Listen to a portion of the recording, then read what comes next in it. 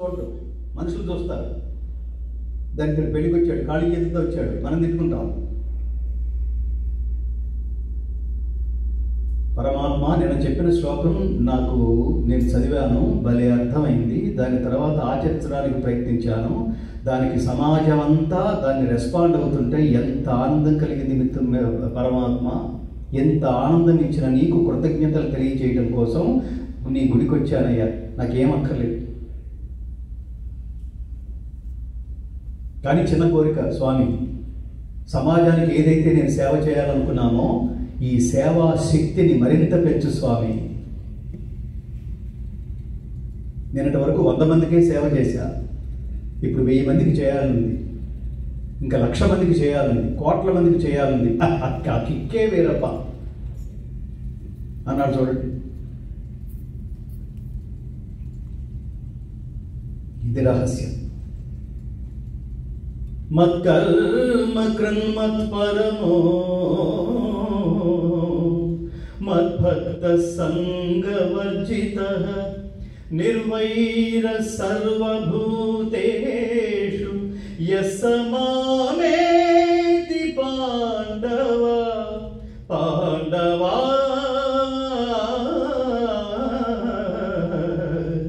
పాండవా.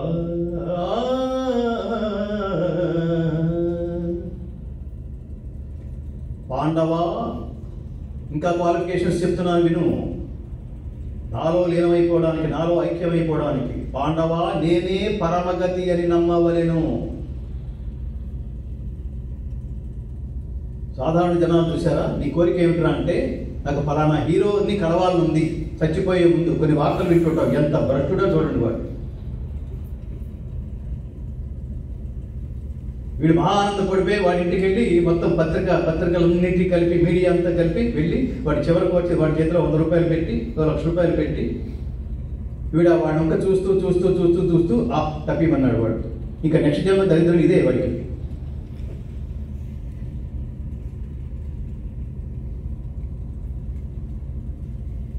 దేవుడు ప్రత్యక్షమైతే కోరుకోవాల్సింది మాదాపూర్లో 5 ఎకరాలు, ఇక్కడ 10 ఫ్లాట్లు, ఇది కాదు కదా, మోక్షం కదా. ఈ ఐడియాలజీ బాల్య దశ నుంచే పిల్లలకి అలవాటు చేయగలిగితే అది లైఫ్. ఆ లైఫ్ అనుభవిస్తే కానీ తెలియదు, చెప్తే తెలియదు మిత్రులారా. చెప్పినప్పుడు బాగుంది అనిపిస్తుంది, అనుభవించండి, నెక్స్ట్ లెవెల్కి వెళ్తారు. పాండవా నేనే పరమగతి అని నమ్మవలెను, నేనే అల్టిమేట్ అని భావించాలి. సమస్త కర్మలను భక్తి శ్రద్ధలతో నాకే అర్పించవలెను. సర్వధర్మాన్ చెప్పండి, సర్వధర్మాన్ పరిత్యజ్య మాం ఏకం శరణం వ్రజ అహం త్వా సర్వ పాపేభ్యః మోక్షయిష్యామి మా శుచః. సమస్త కర్మ ఫలితాలని నాకే అర్పించు.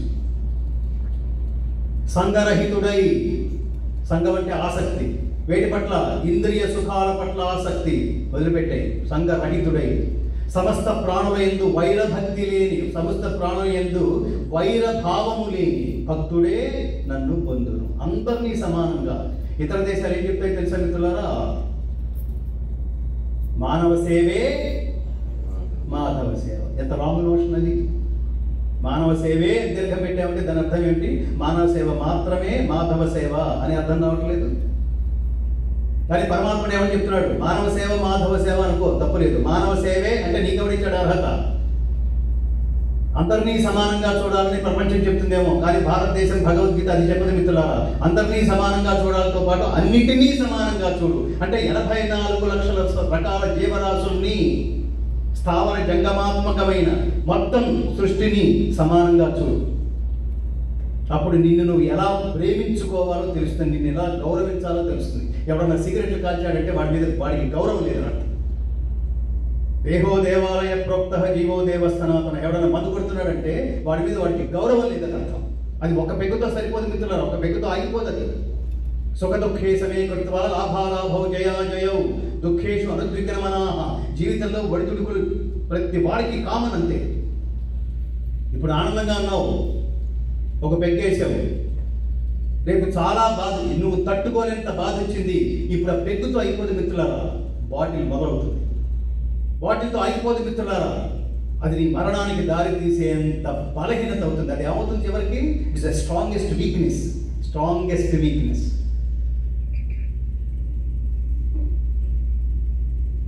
శరీరానికి ఏమాత్రం హానికరమైందని నువ్వు భావించినా అది డస్ట్బిన్లో వేసినట్టు వేసేయి ప్లీజ్. అది డస్ట్బిన్ కాదు. దేహో దేవాయ ప్రోక్త చెప్పబడింది. ఏమని? దేహం దేవాలయం అని. ఎవరి చేత? పరమాత్మ చేత, అపౌరుషేయం చేత, వేదం చేత. నిన్ను నువ్వు ఎంత గౌరవించుకుంటున్నావో ఇంపార్టెంట్. ఎప్పుడు లేస్తున్నావు, ఎప్పుడు పడుకుంటున్నావు, ఎప్పుడు తింటున్నావు, ఏం తింటున్నావు, మొత్తం కౌంటే శరీరానికి. కౌంట్ ఎప్పుడైతే తప్పావో దేవునికి ఫస్ట్ ఇచ్చే వార్నింగ్ హార్ట్ అటాక్. ఒకటోసారి, రెండోసారి, మూడోసారి శాంతి ఉండదు.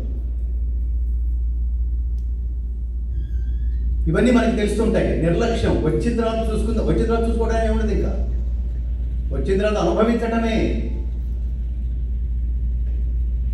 అందుకని స్ట్రిక్ట్గా ఈ రూల్ ఎప్పుడు ఫాలో అవ్వాలంటే బాల్య దశ నుంచే. నాన్న నో అని తల్లి ఎప్పుడైతే చెప్తుందో, ఎందుకు నేర్పించాలో తెలుసా మిత్రులారా? ఇంట్లో తల్లిదండ్రులు ఉన్నారు అన్న విషయం తెలుసుకున్నప్పుడు బిడ్డల ప్రవర్తన ఒక రకంగా ఉంటుంది. అమ్మా నాన్న ఉన్నారు. సమాజంలోకి వెళితే పోలీసు వ్యవస్థ ఉంది అంటే మన ప్రవర్తన ఒక రకంగా ఉంటుంది. స్పీడ్ లిమిట్లు చూడండి ఎలా ఉంటాయి. ఇక్కడ నేను ఇక్కడికి అడుగు పెట్టినప్పుడల్లా ఎక్కడున్నావు అంటే నేను ఫైనెస్ట్ కంట్రీలో ఉన్నాను రా అని చెప్తుంటాను. ఓ అంత గొప్పదా అంటే గొప్పది కాదు, ఈ కొంత కాదు, ప్రతిదానికి ఫైన్ వేస్తుంటారు ఇక్కడ.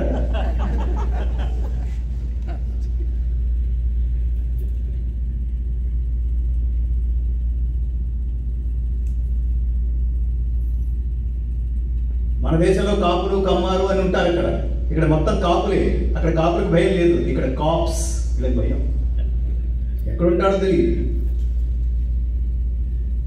అలా ఇంట్లో అమ్మా నాన్న ఉన్నారంటే బిడ్డల ప్రవర్తన ఒక రకంగా ఉంటుంది. బయట సమాజంలో పోలీస్ అనే వ్యవస్థ ఉంది అని మనకు గుర్తెరిగినంత కాలం మన ప్రవర్తన ఒక రకంగా ఉంటుంది. అలాగే మనం ఈ జన్మలో చేసే కర్మల ఫలితాన్ని తర్వాత జన్మలో ఖచ్చితంగా మనం అనుభవించి తీరవలసిందే అనే అవేర్నెస్ ఉంటే ఈ జన్మంతా కరెక్ట్గా ఉంటుంది. అలా కరెక్ట్ చేసే పోలీసు పేరే శ్రీకృష్ణ పరమాత్మ.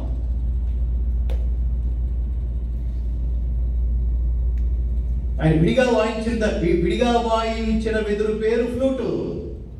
ఇక్కడ అర్జునుడికి పెట్టి కొట్టిన ఇక్కడ వాయింపు వేరు. ఇక్కడ వాయించిన దాని పేరు లాఠీ. భగవద్గీత.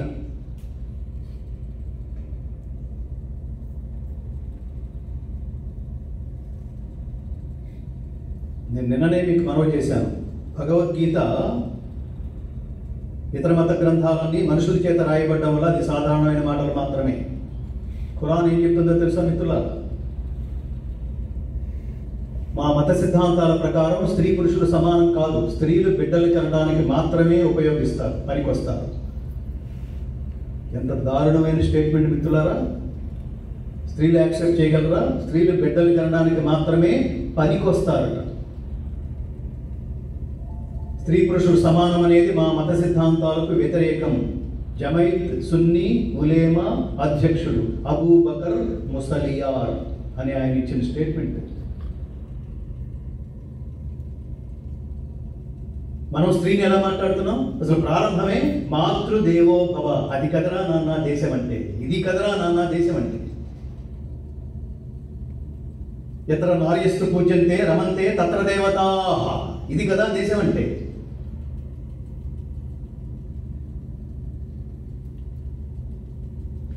మేము కూడా సమానమే మీతో. మేము సిగరెట్లు కాలుస్తాం.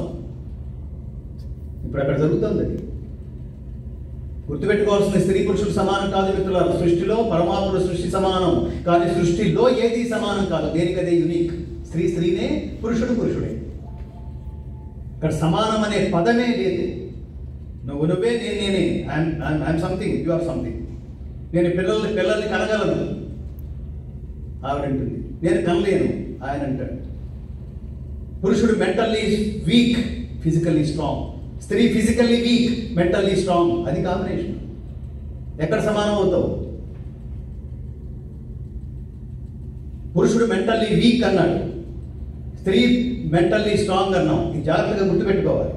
సో మెంటల్లీ వీక్ గాడికి ఇష్టం వచ్చిన డ్రెస్సులతో ఇష్టం వచ్చినట్టుగా ప్రవర్తిస్తే ఏమైపోతాడు వాడు? పిచ్చి మాటలు, పిచ్చి డ్రెస్సులు, పిచ్చి వీడియోలు. ఇప్పుడు చూడండి ప్రపంచం ఎలా ఉందో, ముఖ్యంగా మన రాష్ట్రం ఎలా ఉందో చూడండి.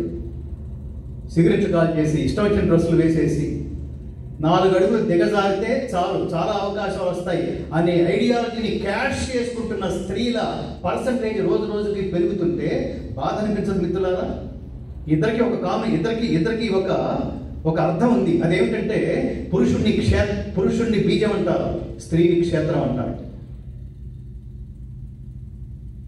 బీజం పాడైతే బీజానికి మాత్రమే నష్టం, క్షేత్రం పాడైతే సమాజానికి నష్టం. ఇది గుర్తుపెట్టుకోవాలి. నేను కూడా ఈక్వలే. నేను మంది కొట్టేస్తాను, నేను సిగరెట్లు కాల్ చేస్తాను అంటే రేపు గర్భం దాల్చిన తర్వాత పుట్టబోయే బిడ్డ అనారోగ్యంగా పుడితే, వాడు పుడుతూనే అనారోగ్యంగా పుడితే వాడికి తెలివితేటలు వచ్చే కాలానికి నిన్ను చంపాలని అనిపిస్తుంది, లేదా వాడు ఆత్మహత్య చేసుకోవాలనిపిస్తుంది. ఎందుకంటే అనారోగ్యంగా ఉన్నవాడు ఏమీ చేయలేడు, జీవితాంతం చిరాకు పడుతూ నాకెందుకు ఈ కర్మ, నేను ఎందుకు ఇంత అనారోగ్యంగా ఉన్నాను, నా తల్లి చేసిన పాపం వల్ల అనుకుంటాడు. ఆఫ్టర్ సిగరెట్ కాల్స్తే కాల్చిన వాడికి ఎంత దోషమో పీల్చిన వాడికి అదే రోగం వస్తుందని చెప్తుంటాడు డాక్టర్స్. ఏంటా బలహీనతలు ఏంటి? పోనీ అదే కరెక్ట్ అయితే దానికి ప్రచారం చేసేద్దాం అందరం కలిపి. సిగరెట్ కాల్చడం బాధ్యత దర్శించి పిల్లలకి నేర్పిద్దాం అనే ప్లక్కార్డు పట్టుకుని తిరుగుదాం. Is it okay? Cinema start కావాలని చెప్తున్నారు కదా, ధూమపానం, మద్యపానం ఆరోగ్యానికి హానికరం. ఈ హానికరమైన చేష్టలు చేస్తూ సమాజంలో కనిపించడం ఏంటి? ఎంత యూజ్లెస్ ఫెలో కాకపోతే పబ్లిక్లో వాడు సిగరెట్ కాల్ చేస్తాడు.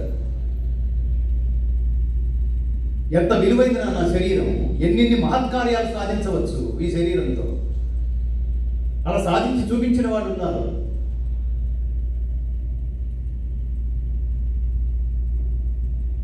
కౌసల్యాసు ప్రజారామ పూర్వ సంధ్యా ప్రవర్తతే ఉత్తిష్ట నరశార్దూల కర్తవ్యం దైవమాన్నికం. లేనాన్న మన డ్యూటీకి సమయం అయింది అని లేపాడు విశ్వామిత్రుడు. శ్రీరాముడు లేచాడు, స్నానం చేసిరా నాన్న అన్నాడు. ఎక్కడా అన్నాడు. అదిగో గంగలో అన్నాడు.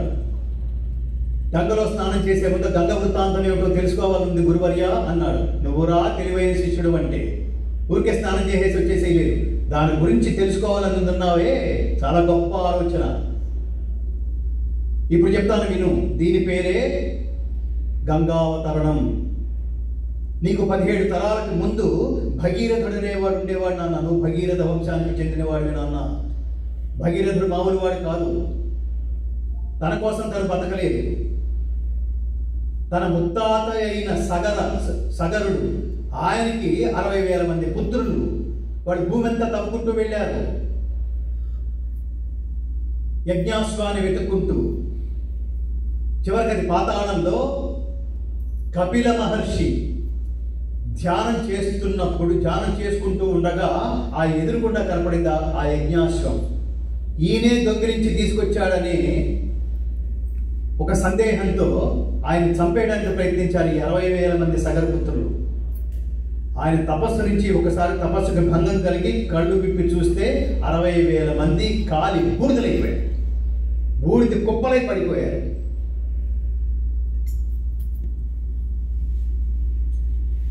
ఈ బూడిద కుప్పలై పడి ఉన్న 60,000 మంది సగరపుత్రులకి సద్గతుల్ని ప్రాప్తింపచేయడం కోసం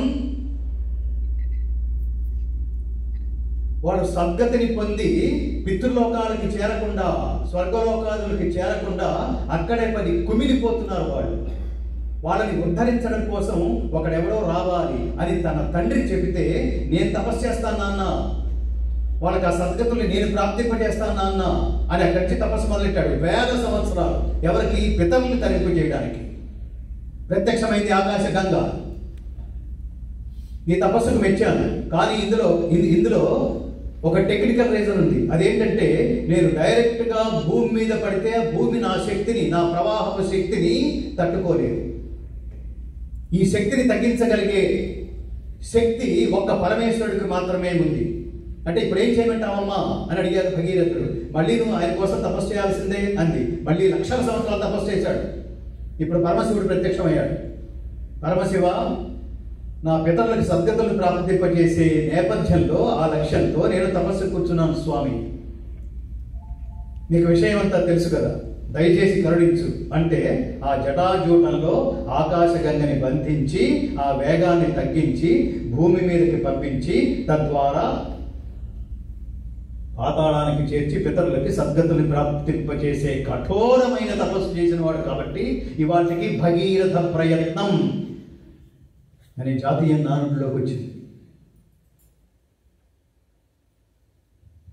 ఇదంతా చెప్పిన తర్వాత స్టోరీ భలే ఉందిలే, సూపర్ అనలేదా శ్రీరాముడు? ఏమనుకున్నాడు తెలుసా శ్రీరాముడు? నా తాత ముత్తాతలు నా వంశస్థులు అంత గొప్పవాళ్ళైతే వాళ్ళ అనుగ్రహం, పితృదేవతల అనుగ్రహం నేను పొందగలిగే స్థాయిలో నేను సంథింగ్ ఏదో చేయాలి. మా వంశంలో మా ముని మనవడపడున్నాడు రా, ఆయన పేరు శ్రీరామచంద్రుడు అని వాళ్ళు చెప్పుకునేట్టుగా ఈ స్టోరీలు మనకి దేనికి ఉపయోగిస్తాయి చెప్పండి? మీ నాన్న గొప్పవాడైతే ఆ పేరు పదింతలు పెంచే ప్రయత్నం చేయండి, నాన్న ఆనందిస్తాడు. మీ తాత గొప్పవాడైతే మీ తాత పేరు 10 ఇంతలు ఇనుబడింపజేసే ప్రయత్నం చేయండి, పితరులు తరిస్తారు. మీ తాత ముత్తాతలు, మీ ముత్తాత పేరేమిటో చెప్పండి అంటే చెప్పలేము మనం. చూడండి చాలామంది. అంటే దాని అర్థం ఏమిటి తెలుసా? ఏ పని చేయకుండా అన్ఐడెంటిఫైడ్గా వెళ్ళిపోయాడు అనమాట మీ ముత్తాత. అన్డౌటెడ్, ఇందులో సిగ్గుపడవలసిన పని ఏం లేదు. నువ్వు కూడా అలాగే వెళ్ళిపోదాం అనుకుంటున్నావా? నీ తర్వాత తరాల వాడు నీ పేరు చెప్పుకునేంతగా సంథింగ్ ఏదో ఒకటి ప్లాన్ చేయి. ఎందుకు రాదు నీకు చూద్దాం, ఆ థాట్ ఎందుకు రాదో చూద్దాం. కాలేజెస్, యూనివర్సిటీకి వెళ్ళినప్పుడు నేను పిల్లలకి అదే చెప్తాను, నీకు ఇంటి పేరు ఉంది నాన్న, నీ ఇంటి పేరుకి పేరు తీసుకురా. దేవుడు ప్రపీలికాది బ్రహ్మ పర్యంతం అంటాం. An ant can lift 4 times than its own weight. After all చేయమనుకుంటాం, కానీ దాని శక్తికి మించి 4 రెట్లు శక్తిని మొయ్యాలనే ఉత్సాహంతో కుతూహలంతో ఉంటుందట చీమ. ఆఫ్టర్ ఆల్ చీమ ఎప్పుడు ఎవడి కాళ్ళ కింద పడి నలిగిపోతుందో తెలియదు. అలాంటి చీమకే అంతటి ఐడియాలజీ ఉంటే మనకెంత ఉండాలి స్వామి, ఎంత ఉండాలి స్వామి.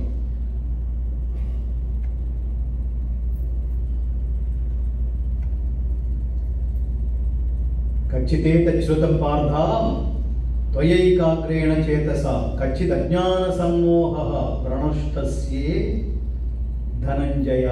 ఓ ధనంజయ, పరమ గోప్యమైన ఈ గీతాశాస్త్రమును, Gita itself is called as శాస్త్రం. ఇట్ ఈస్ సర్వశాస్త్రమయీ. ఈ గీతాశాస్త్రాన్ని చక్కగా వింటివా? అజ్ఞానజనితమైన నీ అవివేకము సంపూర్ణముగా నశించినదా అని అడిగాడు శ్రీకృష్ణ పరమాత్మ. యథేచ్ఛసి తథా కురు. నేను నిన్ను బలవంతం చేయను అర్జున. కర్మ మార్గం చెప్పాను, భక్తి మార్గం చెప్పాను.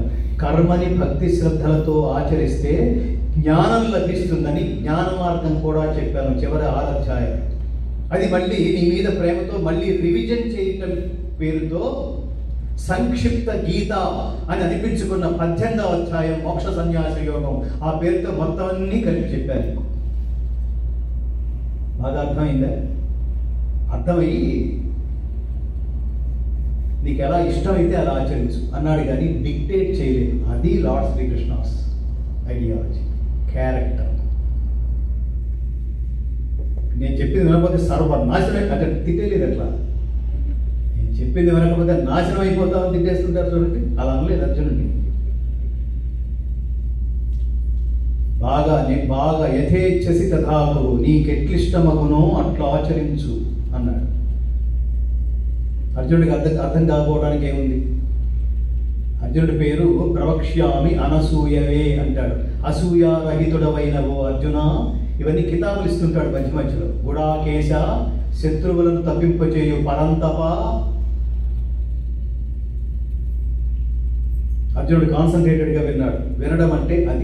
వినడం అంటే ఏ లక్ష్యంతో చెప్పాడో అదే లక్ష్యం బుర్రకెక్కేట్టుగా శ్రద్ధగా వినడమే వినడం. నేను విన్నాను అంటే ఉపయోగం లేదు. విన్నానంటే చెవులు విన్నాయి, అది మనసులోకి వెళ్ళిందా లేదా? భగవద్గీత మనసులోకి వెళ్ళాలి. ఒక్కసారి మనసులోకి వెళితే ఖచ్చితంగా అది ఆచరణకి నిన్ను పురికొల్పటం తథ్యం. ఒక్కసారి ఆచరించడం ప్రారంభమైతే నువ్వే అది అయిపోతావు. అదే తత్వమసి, తత్ త్వం అసి ఛాందోగ్యోపనిషత్తు. నువ్వే అది అయిపోతావు, అదే అయిపోవాలి, లేకపోతే జీవితం లేదు.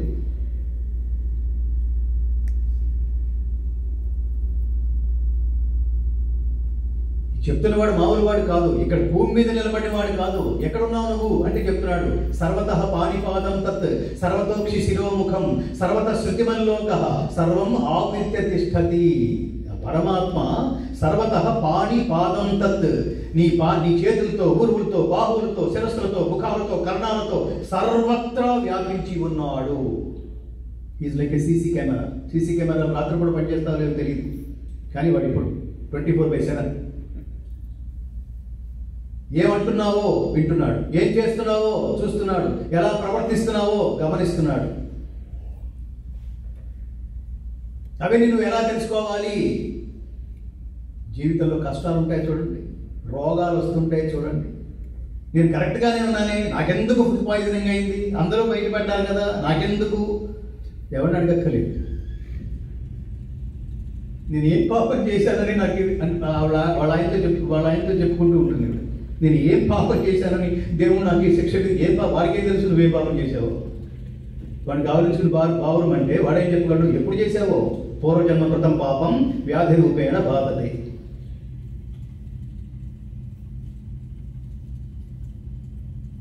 వాడు అదృష్టవంతుడురా అంటాను చూడండి. అదృష్టం ఊరికేనే రాదు, పరమాత్ముడు అనుగ్రహం వల్ల. అందుకనే యుద్ధం అంతా అయిపోయిన తర్వాత, యుద్ధం అంతా పూర్తయిన తర్వాత బతికి బట్ట కట్టిన వీరులు, బతికి బట్ట కట్టిన ఆ కొద్ది మంది వీరులు కుంతీదేవి దగ్గరికి వెళ్ళి, అమ్మా మేము గత కొన్ని నెలలుగా ఈ యుద్ధం చేసే ప్రయత్నంలో, యుద్ధానికి సన్నాహాలు చేసుకునే ప్రయత్నంలో, ఇప్పుడు యుద్ధం పూర్తయ్యేంత వరకు నానా కష్టాలు పడి, ఎంతో శ్రమ పడి, ఫ్యామిలీలకు దూరమై, మొత్తం మీద యుద్ధం పూర్తయింది. మమ్మల్ని ఆశీర్వదిస్తే మా ఇంటికి పోయి కాపురాలు చేసుకుంటాం అని ఆశీర్వదిస్తే ఆ తల్లి ఎందుక భాగ్యవంతం ప్రసూయధాహ మాశూరం మాచ పండితం. నాన్న, నా బిడ్డల్లాగా కాక, చూడండి ఆవిడ కొడుకులతో కంపేర్ చేస్తూ, నా బిడ్డల్లాగా కాకుండా, నా బిడ్డలెవరు? భాగ్యవంతం ప్రసూయేధా, వాళ్ళు మా శూరం మాచ పండితం, వాళ్ళు శూరులు, ధీరులు, పండితులు, ధర్మాత్ములు, ధర్మజ్ఞులు అయిన నా కొడుకులు, వాళ్ళు ఇంతైనా కూడా, ఇన్ని క్వాలిఫికేషన్స్ ఉన్నా కూడా ఆమెకింత అదృష్టం లేకపోవడం వల్ల వాళ్ళు 13 సంవత్సరాల జీవితం అంతా అడవులో తగలెట్టుకున్నారు. ఇప్పుడు నా ఎక్స్పీరియన్స్తో నేను మిమ్మల్ని ఏమని ఆశీర్వదించదలిచానో తెలుసా? మీకు అవేమీ అక్కర్లేదు. సూర్యులు, వీరులు, పండితులు ఇవేమీ అక్కర్లేదు. ఆవగించంత అదృష్టవంతుడైన సంతానాన్ని కని మీరు సుఖంగా ఉందురుగాక అంది కుంది. ఇది బ్లెస్సింగ్.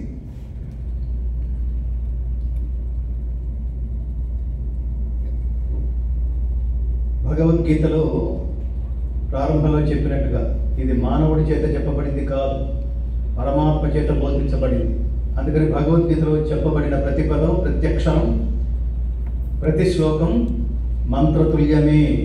మంత్రాలకున్న సహజ శక్తి చేత మీ ఉపాసనా బలం వల్ల మీకేది ధర్మబద్ధంగా, మీకేది కావాలని కోరుకుంటే అవి వాటిని అనుగ్రహిస్తాయి అని మంత్రద్రష్టలు పేర్కొన్న కొన్ని మంత్రాలు ఉన్నాయి మిత్రులారా భగవద్గీతలో శ్లోకాల రూపంలో. ఉదాహరణకి 7వ అధ్యాయంలో 7వ శ్లోకం, మత్తః పరతరం నాణ్యత కించిదస్తి ధనంజయ మయి సర్వమిదం ప్రోతం సూత్రే మణిగణ ఇవ. గుప్తరోగాలు ఏమన్నా ఉంటే, దీర్ఘకాలిక వ్యాధులు ఏమన్నా ఉంటే ఈ మంత్రాన్ని పఠించటం వల్ల ఆ వ్యాధులకి మనం దూరంగా బ్రతకవచ్చు. అలాగే స్థానే హృషీకేశ తవ ప్రకీర్త్య జగత్ ప్రహృష్యత్యనురజ్యతేజ రక్షాంసి భీతాని దిశోద్రవంతి సర్వే నమస్యంతి చ సిద్ధ సంఘా. ఈ మంత్రాన్ని పఠించడం వల్ల ఇంట్లో ఉన్న చెడు తొలగిపోతుంది. ఇది విశ్వరూప సందర్శన యోగంలో అత్యంత ముఖ్యమైన మంత్రం. అలాగే భగవద్గీతలో 18వ అధ్యాయంలో 66వ శ్లోకం, మంత్రతుల్యమైన శ్లోకం, సర్వధర్మాన్ పరిత్యజ్య మామేకం శరణం వ్రజ అహం త్వా సర్వపాపేభ్యః మోక్షయిష్యామి మా శుచః. ఇది సర్వకార్య సిద్ధి మంత్రం. వీటన్నిటికీ గుర్తుపెట్టుకోండి, ఏది కోరితే జరగదు, ధర్మబద్ధమైంది మాత్రమే. భగవద్గీత అంతా ధర్మాన్ని సమర్థిస్తుంది.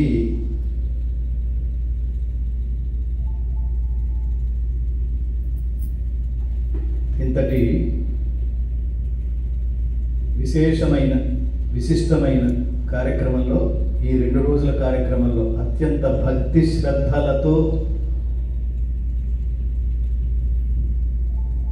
మీరు విన్నందుకు భగవద్గీత నేను ఎంత చెప్పినా, ఎంత డీటెయిల్గా చెప్పానని మీరు అమాయకంగా భావించినా, ఇది నిజంగా భగవద్గీత గురించి ఎంత చెప్పినా అది కొంతే అవుతుంది, అంతా అవుతుంది. ఇది జ్ఞాన సముద్రం, తోడుకున్న వాడికి తోడుకున్నంత. చెప్తున్నప్పుడు నాకే తెలుస్తుంటుంది, భగవద్గీత నాకెంత తెలుసో నాకు తెలుసు, ఇంకా ఎంత తెలుసుకోవాలో, ఇంకా ఎన్ని జన్మలెత్తితే అంతా తెలుసుకున్నానని ఆత్మానందానుభూతి కలుగుతుందో అది తెలుసు నాకు.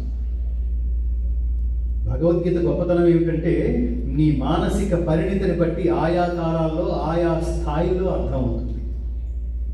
శంకరాచార్యకి ఒక రకంగా అర్థమైంది, రామానుజాచార్యకి ఒక రకంగా అర్థమైంది, మధ్వాచార్య వారికి ఒక రకంగా అర్థమైంది, 10వ తరగతి చదివేవాడికి ఒక రకంగా అర్థమవుతుంది. ఇంటర్మీడియట్ వచ్చిన తర్వాత, డిగ్రీ, వృద్ధాప్యంలో దీని అర్థం అప్పుడు అలా అనుకునేనే, ఇప్పుడు ఇలాగా. ఈ జీవన గీతని దయచేసి విస్తృతంగా ప్రచారం చేయండి, ప్రతి ఇంట్లో ఉండవలసిందే. మా భగవద్గీత 2007లో మేము స్థాపించిన భగవద్గీత ఫౌండేషన్ ప్రధానంగా రీసెర్చ్ ద్వారా మేము తెలుసుకుని, ఇది భగవద్గీత చదవమంటే సాధ్యమయ్యేది కాదు, దానికి మానసిక స్థితి ఉండాలి, మెంటల్ ప్రిపరేషన్ ఉండాలి భగవద్గీత చదవడానికి, అర్థం చేసుకోవడానికి. అది లేకపోవడం వల్ల ఇది ప్రయత్నపూర్వకంగా మనం చదివించే గ్రంథం కూడా కాదు. ఎందుకంటే వాళ్ళ లౌకికమైన మెటీరియలిస్టిక్ లైఫ్లో మనకు చాలా టార్గెట్స్ ఉంటాయి. టార్గెట్స్ మధ్యలో ఆ ప్రయారిటీ లిస్ట్లో ఇది ఎక్కడో పడిపోతుంది, అందులో సందేహం లేదు. చుట్టూతో 100 కొమ్మలు ఉంటే 100 కొమ్మలు అక్కర్లేదనుకుని నేను అన్నీ కట్ చేసుకోవటం వల్ల నేను భగవద్గీతలోకి వచ్చాను మిత్రులారా. అవన్నీ ఉంటాయి, ఇది ఇంపాసిబుల్. ఇది అప్పుడు అర్థమైంది ఏమిటంటే దీన్ని సంగీత భరితంగా అందిస్తే అసలు ప్రయత్నం లేకుండా వినేయచ్చు. అది జనాలకి ఇట్లా ఈ పద్ధతిలో అందించాలని వెరీ హై ఎండ్ టెక్నాలజీలో దీన్ని, హై ఎండ్ టెక్నాలజీ అంటే మీరు కళ్ళు మూసుకొని వింటుంటే, when you listen to this Bhagavad Gita with closed eyes, you feel that you are there before Lord Sri Krishna and Arjuna in Kurukshetra. అంతటి దివ్యమైన అనుభూతి కలిగించే సౌండ్ టెక్నాలజీలో దీన్ని రికార్డ్ చేయడం జరిగింది. దయచేసి వచ్చిన వారందరూ ఆన్లైన్లో భగవద్గీత foundation.orgకి వెళ్ళి రోజుకు ఒక చాప్టర్, ఆఫీస్కి వెళుతూ ఒక చాప్టర్, ఇదంతా కలిపి అరగంట ఉంటుంది. జస్ట్ మీ డ్రైవింగ్ టైం అంతే టు ఆఫీస్, లేదా బయటికి వెళ్ళాను. ఒకసారి వెళితే సినిమా పాటలాగా మధ్యలో ఆపేసి అలా వద్దు, పూర్తిగా వినేయండి. ఏం చెప్తున్నాడు కృష్ణుడు అర్జునుడికి, ఏం చెప్పడం వల్ల 5000 సంవత్సరాల తర్వాత కూడా ఇది మాయమైపోకుండా జనాల్లో ఇంకా బతికుంది అంటే ఏదో ఉంటుంది. ఈ లాజిక్తో వినండి, ఈ గౌరవ భావంతో వినండి. ఏదో అక్కడ అయిపోయింది, ఈ లోపల ఏదో ఫోన్ వచ్చింది అక్కర్లేదు. మోస్ట్ ఇంపార్టెంట్ ఇది, అన్డైవర్టెడ్ కాన్సన్ట్రేషన్ ఉన్నాడు పరమాత్మ. సో డైవర్షన్ లేకుండా రోజుకి పావు గంట, రోజుకి 20 నిమిషాలు, అరగంట భగవద్గీత వినడం కోసం కేటాయించలేమా? ఇక్కడ వినడం అంటే అర్థం చేసుకునేట్టుగా వినడం అని అర్థం, ఊరికే వినేట్టుగా. భగవద్గీత అంతా మీకు భారతదేశపు వాంగ్మయం అంతా మీకు వాచ్యార్థం చెప్పని మిత్రులారా, లక్ష్యార్థం కోసం వెతకాలి. ఎప అన్నాడు అనుకోండి, ఎప అంటే హో అని కాదు దాని అర్థం, వాడు చిరాకు కలిగించాడని అర్థం. నేను చిరాకు కలిగించాను అందుకని ఆ శబ్దం ఉపయోగించాడు, ఇప్పుడు నేను చిరాకు కలిగించకుండా ఇక్కడే సైలెంట్గా కూర్చుంటాను, అది దాని అర్థం. కానీ ఈ సౌండ్లో అదేం అర్థం మీకు కనిపించదు, కానీ దాని అంతరార్థం అది. భగవద్గీతలో ప్రతి పదం అట్లాంటి విశేషమే. సర్వధర్మాన్ని పరిత్యజ్య అంటే ధర్మాన్ని వదిలిపెట్టేమని కదా అర్థం, సమస్త కర్మల ఫలితాన్ని వదిలిపెట్టమని అర్థం. ఎవరికి వదిలిపెట్టమన్నాడు? పరమాత్మకి. ఎందుకని వదిలిపెట్టమన్నాడు? ఇచ్చింది వాడే కదా. మేము భగవద్గీత అంతా రికార్డ్ చేసిన తర్వాత కూడా అసలు ఎవరికో కృతజ్ఞత చెప్పాలా? ఇంత అమేయమైన ఆనందం ఇచ్చాడే పరమాత్మ, ఎవరికో కృతజ్ఞత చెప్పాలి. ఎవరికి చెప్పాలి? కన్న తల్లిదండ్రులకు చెప్పాలా? ధన సహాయం చేసిన మహాత్ములందరికీ, సౌజన్యమూర్తులందరికీ చెప్పాలా? లేకపోతే ఈ మార్గంలో నాకు కరెక్షన్స్ అన్ని చేసిన గురువులకి చెప్పాలా? ఇంత వెతుక్కుంటుంటే నా గురువే డైరెక్ట్ చేశారు. ఆయన ఏమన్నాడు తెలుసా? అసలు ఇంతమందికి చెప్పింది పరమాత్మ లేకపోతే వీళ్ళందరూ సమకూరరు కదా, అందుకని ఈ అవకాశం ఇచ్చారు, పరమాత్మకే చెప్దాం అని కింద 2 లైన్లు రాసుకున్నాం. త్వదీయం వస్తు గోవింద తుభ్యమేవ సమర్పయే. త్వదీయం వస్తు, ఈ వస్తువు, ఈ గొంతు, ఈ గాత్రం అనే వస్తువు నీదే పరమాత్మ, నువ్వు ఇచ్చిందే. తుభ్యమేవ సమర్పయే, తిరిగి హే కృష్ణ, తిరిగి గోవింద, తిరిగి ఇది నీకే ఇస్తున్నానయ్యా. అలా మేము ఈ భగవద్గీత CD ప్యాక్ నెత్తి మీద పెట్టుకుని శిరస్సును ధరించి అలిపేరు నుంచి స్వామివారి పాదాల దాకా, స్వామివారి దాకా వెళ్ళి వారి పాదాల దగ్గర మొదటి CD ప్యాక్ పెట్టాం మిత్రులారు. కొన్ని వేల మందితో ప్రొసెషన్గా వెళ్ళి థ్యాంక్స్ పరమాత్మ. ఎందుకు థ్యాంక్స్ తెలుసా? నాతో చేయించడం అని కాదు, నేను 2007లో ప్రారంభిస్తే ఈ ప్రాజెక్ట్ పూర్తయ్యేంత వరకు నన్ను సజీవంగా ఉంచావు, అందుకు థ్యాంక్స్. నేను మధ్యలో వెళ్ళిపోతే, నేను మధ్యలో మాయమైపోతే చావుకి ఏజ్ ఉంటుందా? మహాకవి శ్రీశ్రీ అంటుండేవాడు, ఒకప్పుడు యాక్సిడెంట్స్ లో పోయేవాడు రా, ఇప్పుడు యాక్సిడెంట్లుగా బతుకుతున్నాం. నిజమే అది. ఇంటికి వచ్చి మనం ఫోన్ చేస్తుంటాం చూడండి, అని కొంచెం తుట్టిలో తప్పింది, వాడు దగ్గర దగ్గర ఇట్లా వచ్చి అట్లా జలకిచ్చి వెళ్ళిపోయాడు, లేకపోతే అసలు నేను అనేవాడు. వాడు ఇట్లా వచ్చి అట్లా వెళ్ళాడు కాబట్టి సరిపోయింది, ఇట్లా వచ్చి ఇట్లా కొడితే అది ఎవడో రక్షించాడు నిన్ను. దానికి కారణం ఏదో ఉంది. ఇది అంతరార్థం. రక్షించబడ్డావు అంటే, నువ్వు జీవించి ఉన్నావు అంటే దానికి కారణం ఉంది. ఇది కార్యకారణ సంబంధం. దానికోసం సెర్చ్ చేయి, అప్పుడు జీవితం విలువ తెలుస్తుంది, టైం విలువ తెలుస్తుంది. ఎంతకాలం ఉంటుంది యవ్వనం, ఎంతకాలం ఉంటుంది గాత్రం, ఎంతకాలం ఉంటుంది జీవితం, ఎంతకాలం ఉంటుంది పౌరుషం, ఎంతకాలం ఉంటుంది శక్తి. ఉన్న కాలంలోనే చేసేయి. సో ఈ సంపూర్ణ భగవద్గీతను అలా రికార్డ్ చేసి భగవద్గీత ఫౌండేషన్.org లో మీరు ప్రయత్నిస్తారు, మీరు పొంది, మీరు సబ్స్క్రైబ్ చేసుకుని మీరు వినొచ్చు.